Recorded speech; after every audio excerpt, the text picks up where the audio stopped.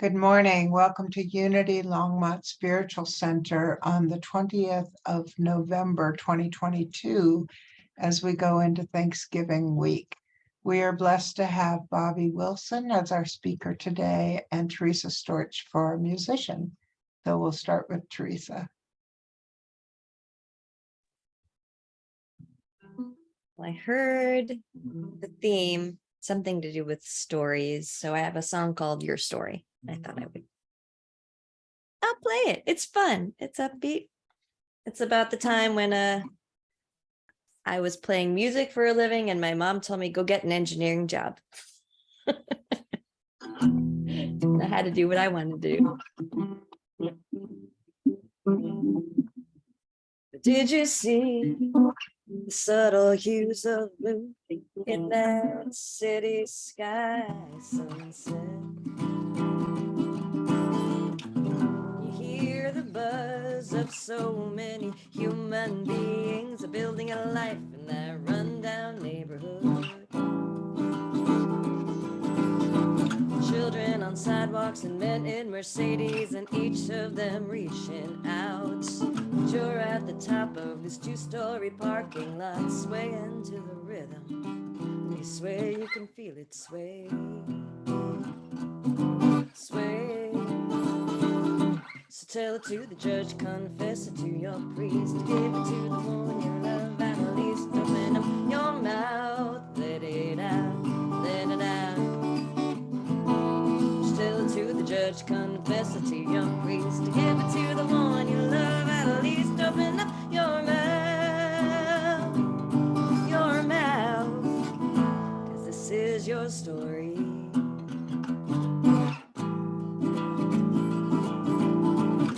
A bell tower chimes the end of the hour, a siren wails, saying life is so precious, life is so precious. Somebody asks you, what if you fail? And what is your backup plan? Who's gonna save you now? Who's gonna save you? Well, just tell it to the judge, confess it to your priest, give it to the one you love, at least open up your mouth, let it out, let it out. Just tell it to the judge, confess it to your priest, give it to the one you love, at least open up your mouth, your mouth. This is your story.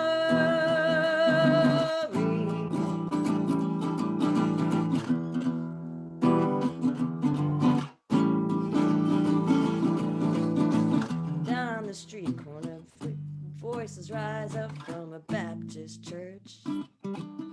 It's words of the Lord being sung on high by gospel choir. You swear you can feel them pray. Time to pray with them now, and tell it to the judge, confess it to your priest, give it to the one you love, at least open up your mouth, let it out, let it out. Just tell it to the judge, confess it to your priest, give it to the one you love, at least open up your mouth, your mouth. This is your story. This is your story. This is your story. This is your story.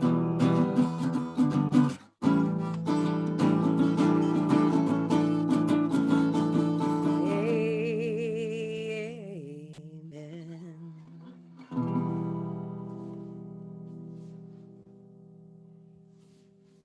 Thank you, Teresa.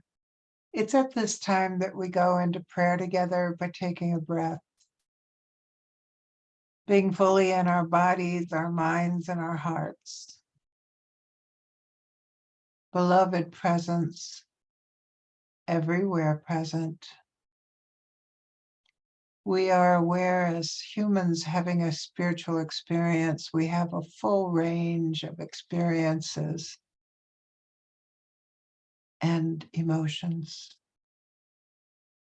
At this time of the year, we focus on our feelings of thanksgiving, our awareness of our gratitude, our sense of it all being all right, it all being okay. This lifts our hearts and enables us to be aware of things that are not okay without it destroying our hope or our faith.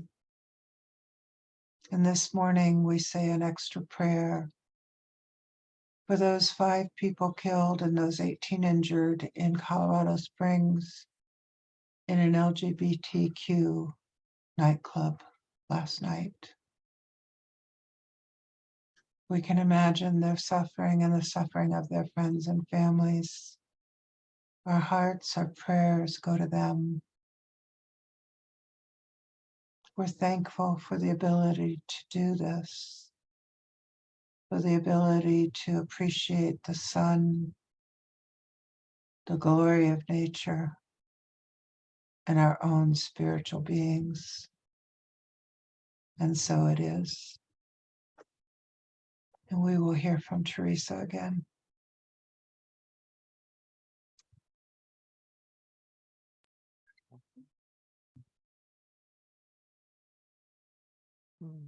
You make me want to play something different.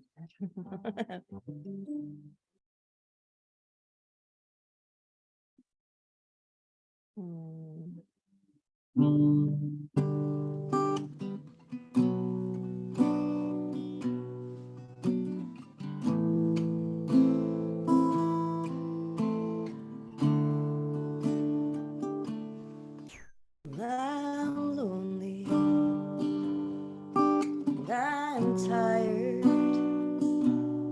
and I'm giving up the fight in my head, and I'm grounded and I'm surrounded by the beauty I know I'll forget. So please this time, oh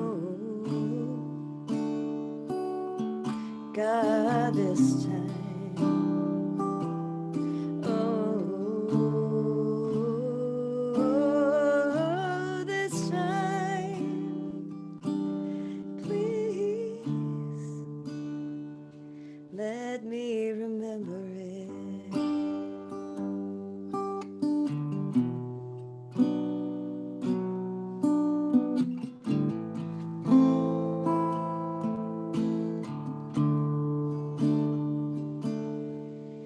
I'm lonely,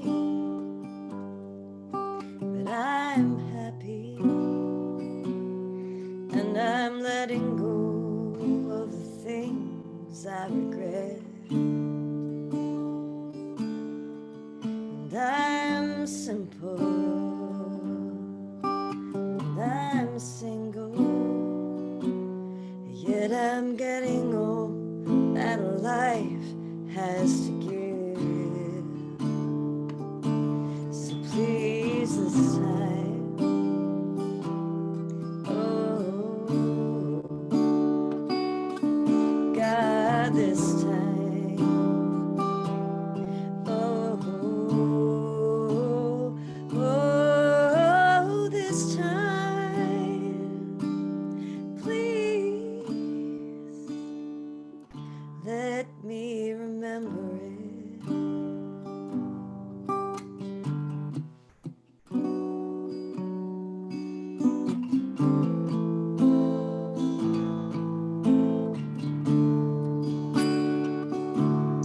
Now I'm driving through a valley with the Mississippi. It's shining like glass, and I watch a baby spider spin his home between my window and my dash. And Jeff Buckley is on the radio,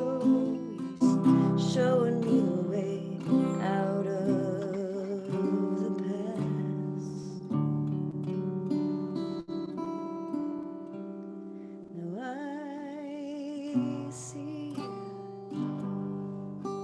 You're smiling, and you listen to the words that I say.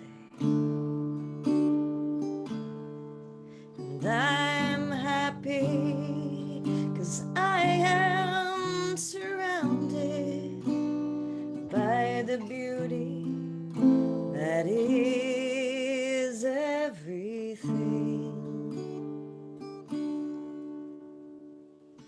So please this time, oh, God, this time, oh,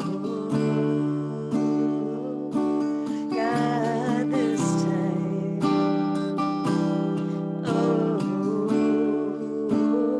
oh, this time,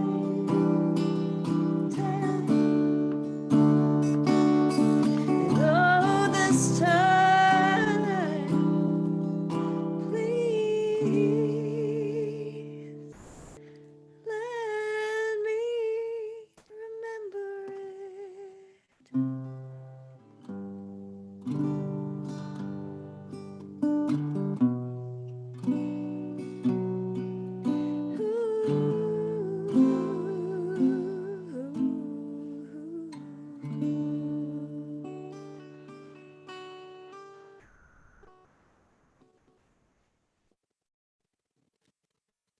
Thank you so much, Teresa. I adore that song, the music, the lyrics, the message. Thank you.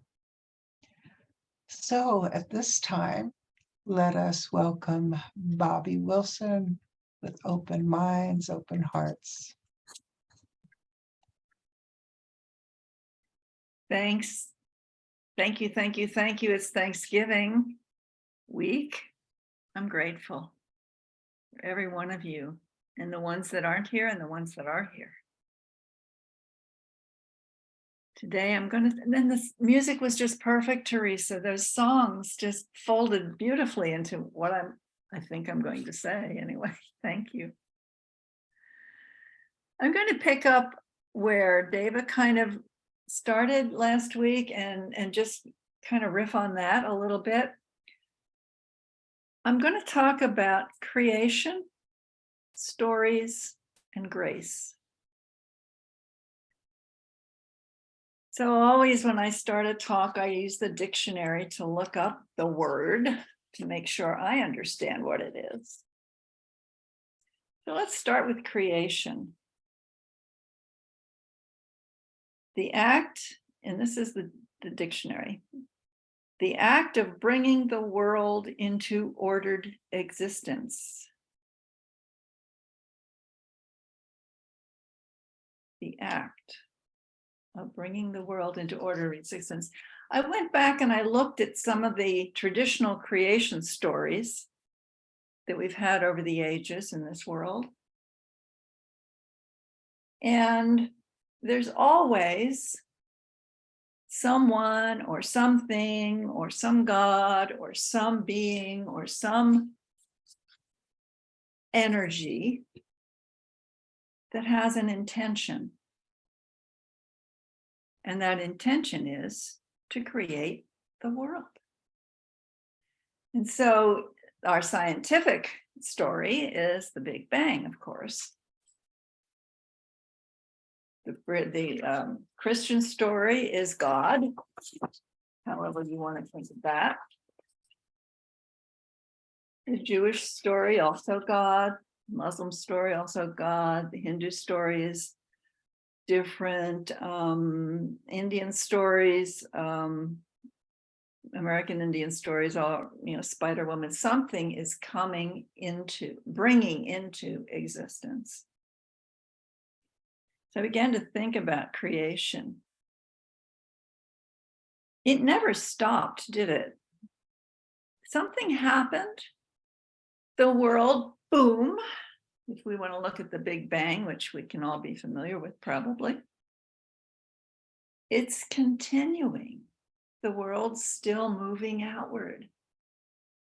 Earth is still spinning around. We're still on it. We're not the same as we were before. We're not the same as we're going to be after, we think. Who knows? But creation's still happening. It never stopped. We don't really know what caused the creative impulse. Why did God do this? Why did something, some energy want to do this, whatever this is? But we see evidence everywhere that creation continues. It's still moving, it's still going on. And we see it in us too, right? We want to make things. Teresa makes music. I make words sometimes. Some people make flowers, gardens. We make things. We want to be creative. We want to make Unity Longmont. We want to do these things. It's an impulse. You can feel it. So creation, Big Bang, evolution, we see things changing and moving. We see in our human nature that we have the creative impulse, just like whatever it was that started it all in the beginning. And in our experience, time seems to play a big part. It seems to be a backdrop for our perception of creation. Like it started back billions of years ago, and it continues, and every eon or era, new things happen and we evolve. It's time, it's linear. However, is that true? David Hawkins, in his books, has the idea that there is no linearity to things. Things just pop up all at once, everywhere. And we use time in our minds so that we can get some kind of a rational, explainable progression of sequence of events. I happened to stumble on, while I was doing some research for this, onto the NASA website, and it's really quite interesting. It's very accessible, and they talk about what they're looking at and their next theories and what they're going to do with their next exploring, machines, whatever those are that go out into space. And one thing that really struck me is we know very, very, very little about what's out there, because we only know what comes through these eyes, ears, touch. We only know what we can process through the senses that we have, that our brain and our minds tries to arrange in ways that make stories, which we'll get to next. But in the NASA website, they said maybe 25% of all of space is what we can possibly perceive, maybe less. I can't remember exactly. And everything else is called dark energy, which sounds very sinister, doesn't it? But all it means is that we can't perceive it. We don't know what it is. We don't know. But the reason that it seems sinister to us is because what we don't know seems scary, right? So there's dark energy out there. All of space is filled with it. We can't see it. We don't know what it is. And there's dark matter out there. Are they rocks? Are they things like we're familiar with, planets? We don't know. We can't sense it. But there's matter. And they can tell that because of the way the energy and the matter interacts on the things we can see. Pulls them this way or that way, or causes them to move in various ways. So anyway, very, very interesting to think about what we don't know and how it was created. So science really doesn't know either. They only have their story. They don't know why. Our minds search endlessly for the cause of creation. They spin around, like think theories, assumptions. Why are we here? And then at some point in our mental search, we find perhaps a sage or a prophet or someone holy who has experienced more creation than we have, more of the mystery than we have. And they seem sure, so what? We follow them. We create religions. We say they're right. Let's go with that. Now, have we experienced it personally? Probably not. Maybe, but probably not. But we just go and we follow their ideas and we internalize the ideas as beliefs. You know, when I was growing up, we had the Apostles' Creed that we had to recite, which was the beliefs of our particular church. Muslims have their manifestos. We all have beliefs. And we internalize these ideas that we learn about people's ideas of why things exist, why they are like they are, and we make them into our personal beliefs. But here's the thing. And these beliefs, we are so desperate to know why that we'll defend these beliefs against all odds a lot of times. We'll defend them to the death, maybe. Because we're so scared of not knowing. We're so scared of living in the mystery of it all. We create these beliefs so we think we know. If we're so lucky as to become aware that what these beliefs we hold are and how they inform our actions and thoughts, and how maybe ineffective or actually damaging they are to our lives, we might let them go. And we do. That's how we grow and evolve. We let go of old beliefs that don't serve us, but we immediately pull in new ones because we as human beings in our DNA need that. And that's okay. It's not wrong. It's just what we do.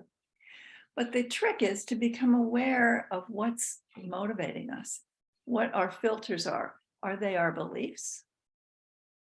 Or are we being guided? And we'll get to that later. So our beliefs become our stories. I once believed this way, now I believe differently, and these beliefs can make for great stories. I was once a Baptist, but I saw the light, and now I'm a member of the Unity Church.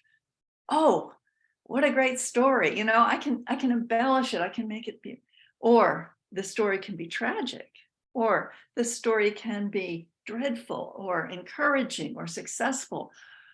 In so many stories, we love them.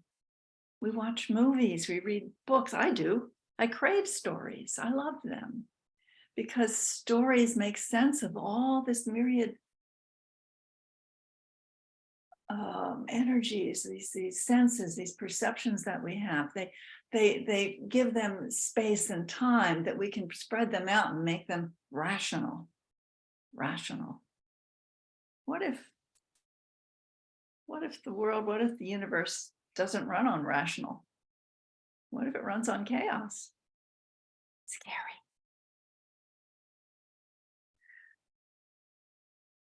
So we make up stories of how we evolved, and stories of me, and stories of you, who you are, who I am.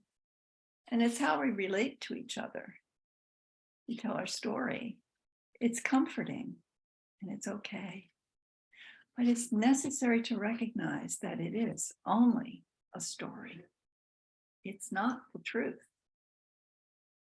Stories are never the truth, ever, because they are unique to our own experience and are seen and told through our own filters, our beliefs.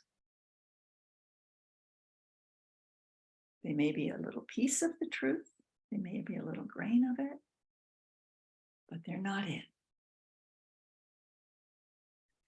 Our stories change over time.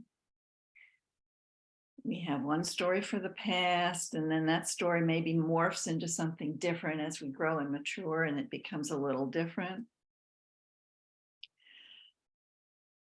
stories take us through our lifetimes up until this moment.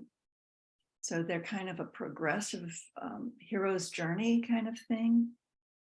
They have a plot line, a beginning, a middle, and an ending. They're very satisfying stories. They interest us, they entertain us. And we have stories about anything, everything, anybody, and anyone. Always. We love them. I'm going to tell you a little story about me that I had maybe 30 or 40 years ago. And I'll tell you how it sort of morphed over time. So I'm driving to work one morning down Downing Street, going north to get on to I-25. And I got a speeding ticket. I was going maybe 35, 40 in a 30-mile-per-hour zone. It's dark, it's in the morning. I don't know what that cop was doing there. I was the only one on the road, but anyway, got the ticket. So the next day I go, I'm going 30 miles an hour. I am not going to speed. So I did. I'm tooling down Downing Street at modest 30 miles per hour, maybe 29. I'm just not going to go over. That cop might still be there. And up comes behind me a car very fast, obviously in a hurry. And he starts riding my bumper. And I'm like, no, I got to go 30 because I don't want to get a ticket. So I go 30, get to the on-ramp for I-25, speed up a little bit, get on, start to merge into traffic. And this guy behind me zips around, comes in front of me, slams on his brakes, and I slam on my brakes. My car spins around. It's icy and wet out, spins around and ends up facing traffic in the wrong direction. 3 lines of cars behind me notice this and they all stop, which gives me time to turn around my car and go right, go the right way. Of course, I'm shaking and, all kinds of emotions follow. That was my story then. Very scary story, but exciting. I can call that guy a jerk. I have all these kinds of emotional responses to it. I'm right, he's wrong. I'm just going the speed limit. Years later, I kind of looked at that story and thought, there might be a couple of jerks in that story. Why didn't I pull over when I saw this possibly very irritated, angry, or in a hurry, who knows, maybe he's going to the hospital or something, person? Why didn't I pull over? Why was I so adamant about imposing my rules on him? So there, my story just changed, right? That's how we are. Our stories can grow, change, morph, but you know what? I don't know the truth about that story. I don't know what motivated him. I kind of know what motivated me at the time, but now I can see that motivation might not have been wise. We have stories about our own creation as human beings. We have stories about our own lives, how we are in the world. We want our stories to explain ourselves, to explain why we're here, to explain what's right, what's wrong. We want to explain our world how it should be, what's wrong with it, what's right with it, because without our stories, we have to admit we don't know. We have to admit that our world is a mystery, that we are mysteries, each one of us. And that's scary.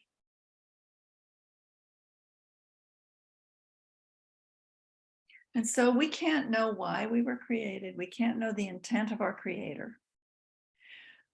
We know that we want to know, and so we make up stories about it using our assumptions and our ideas. And we create stories that create God in our image, like God has the same motivations as we do. Interesting how we do that. We don't know. We can only assume, believe, or recognize our mysterious existence. That's all we know. We're here right now. And that brings us to grace. I looked up grace. Essentially, grace is defined as divine assistance. I like that. Divine assistance. We don't know what divinity is, or where it is, or how it is. Grace appears to be a synchronicity. It appears to be an unfoldment, following a path as we look back on our lives. Oh, by grace, I was given this or that, told to go here or there. Grace can look like miracles. Grace can look like time and space don't matter, because even though, you have this terminal disease prognosis, you have remission and your health, time and space didn't matter to grace then. Grace can put things in your path that shouldn't be there. Oh my gosh, where did that come from? I didn't expect to find that. Grace can't be explained, but it can be experienced. That's how we know it is, because we have those experiences. Grace. It just is. It's always here in this moment, always. Never goes away. We don't have to always be aware of it, but it's always here. It's not bound by space and time. It does what it wants, goes where it goes. It's unexplainable, and it's a mystery. It's not a noun. Grace isn't a thing. It's not a being. It's not that. It's God's action. It's the action of presence. It's a verb. It's a movement. It's a flow. David talked last week about how grace operated with unity. In that story, we came together as a community quite synergistically. We didn't know each other. Every one of us found our way into Unity Longmont through our own separate little graceful paths. We were nudged. My personal one was seeing something on a bulletin board. I never look at bulletin boards, but that day I did. And here I am.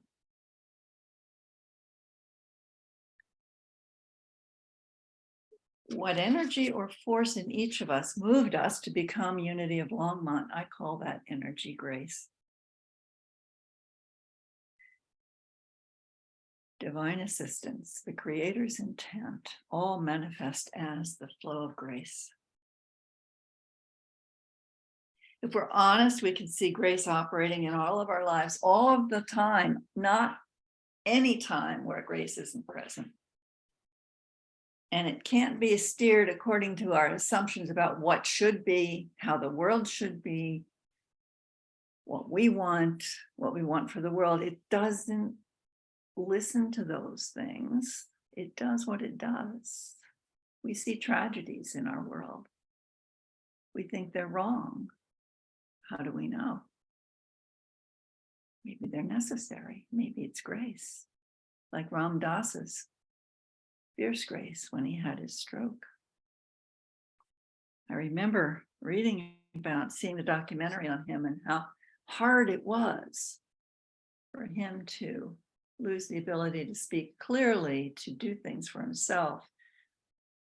But yet, in his life, that's just what he needed. That fierce grace. And in that documentary, he was so joyful because he had all these people surrounding him that helped him, and he made all these connections. So grace operates as it operates, and sometimes that's fierce. Sometimes it feels wrong. Sometimes it feels dangerous. Sometimes it feels sad or bad. But grace knows what we don't know. Grace knows what we don't know.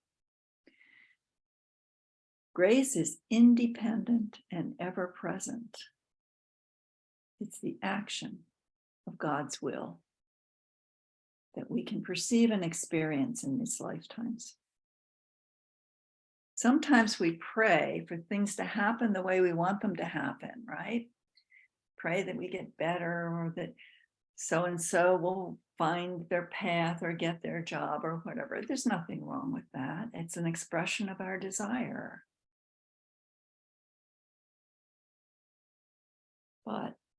And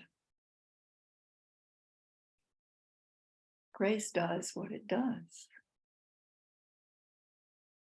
It gives us the experiences we need to have to evolve, not necessarily the experiences we pray for. As life unfolds in each of us, there is only one prayer that matters. And it's very hard sometimes to pray that. But that prayer is thank you. Thank you. Thank you. Lately, I've been having some difficulty walking. I broke a bone in my foot, which aggravated something in my ankle. And I've been hobbling around and I can't do things I want to do. And I'm trying to force it and push it and force it and push it and go out and walk. I bought walking sticks and go 2 miles a day. And finally today, I'm like, you know what? I don't think this is the plan Grace has for me. I think I'll take a day off. Maybe that's what it's for. I don't know.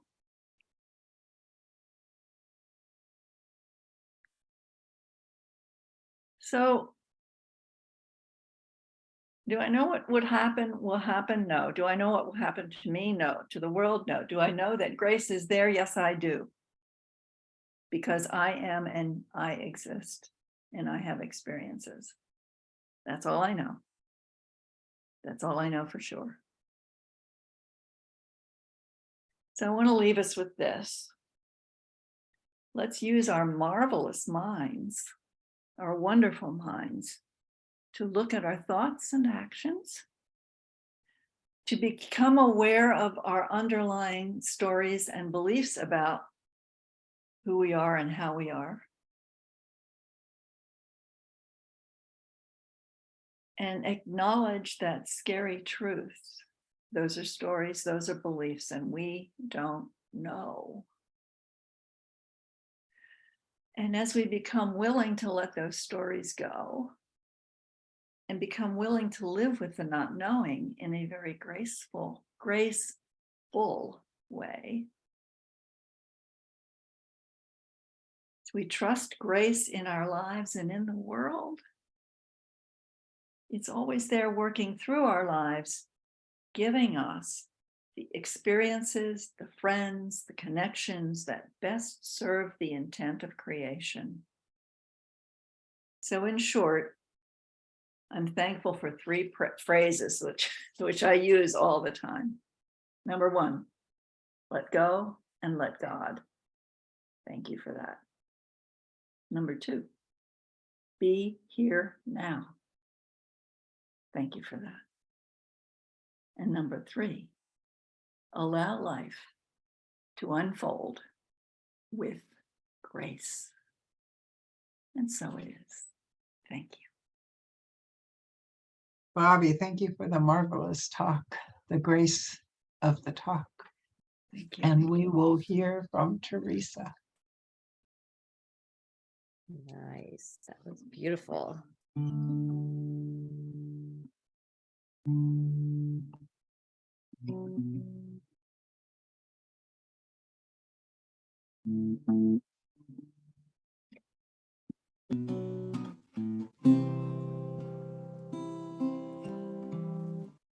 Grateful to the mountains for reminding me I'm small, showing me the way to hold my head up tall.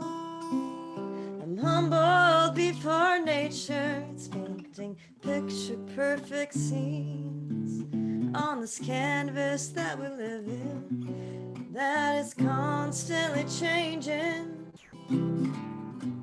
But I love this world, and I love this whole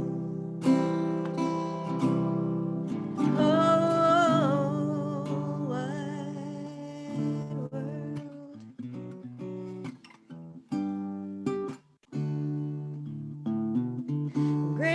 all to the paper and the pen with which I write, for being midwife to my thoughts, bringing them alive. I'm humbled by the muses, they've given me the songs that have helped me through my days, but made my nights seem not so long. I love this world, this world. I love this whole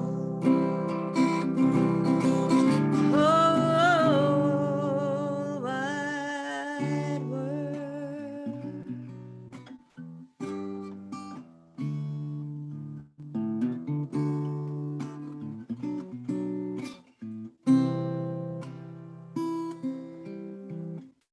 Grateful to my parents for bringing me to earth, my family, friends, and lovers for showing me what my life is worth. And I'm humbled by this moment because it's all we ever have, because the power that's within it can give us peace, peace at last.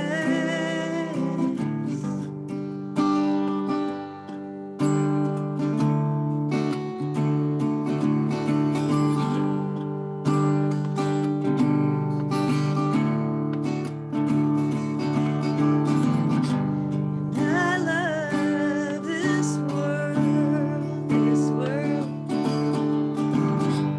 And I love this world, this world. And I love this world, this world. And I love this world, this world. I love this world, this world. I love this whole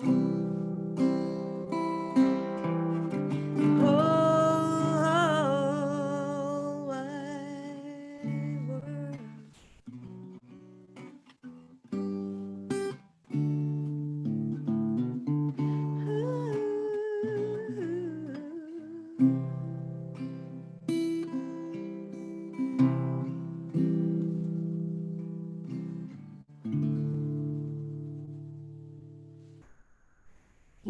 Yay, Teresa. Thank you so much for all your gifts and for reminding us of the companionship between grace and love. So let us go into our donation of love and light, knowing the grace behind it by taking a breath. Again, being fully in our bodies, with open minds, open hearts. And if we want to place our hands on our chest, there's a sacred heart that allows grace, love, light to expand beyond us. And with a simple intention, it can be shared. This too is creation.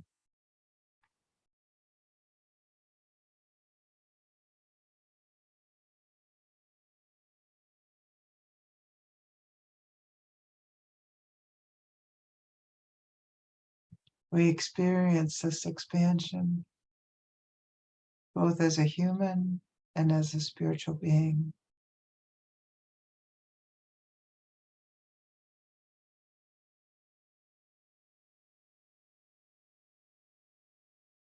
And as always, we say our favorite prayer.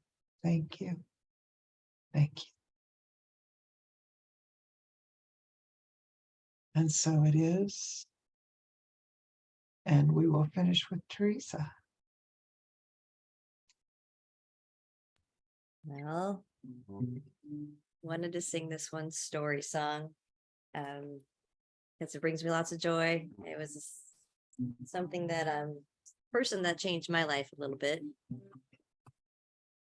Her name was Abigail. She was 4.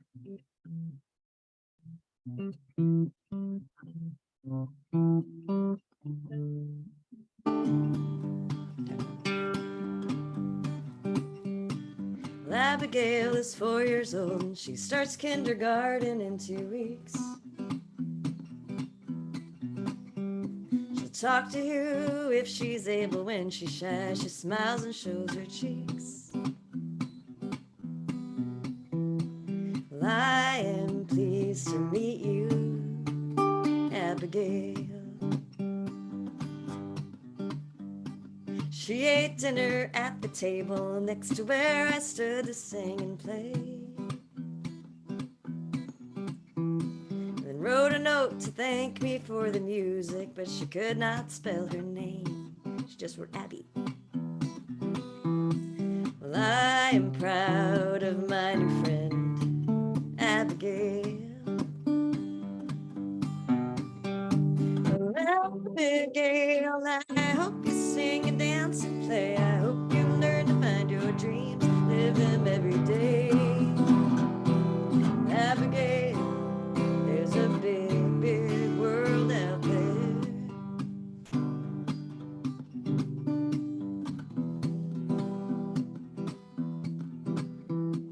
Well, I wish I once just like you. It was the best that I could say. It's true, I wish I was hoping she would understand. She wouldn't always feel that way. And that I have faith in my friend, Abigail. Well, I like you, she said to me, in her small, quiet, steady way. I like you too, I responded, barely breathing as she held my gaze. And now I hug goodbye, Abigail. Oh, Abigail, I hope you sing and dance and play. I hope you learn to mind your dreams, live them every day. 'Cause Abigail, there's a big, big world out there.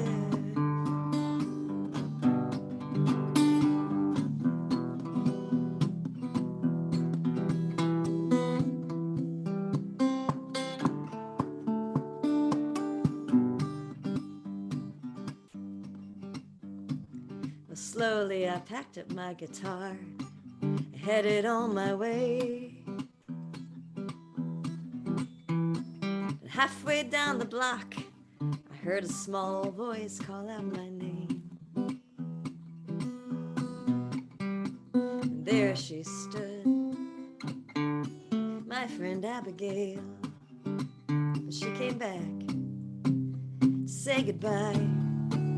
She came back one more time.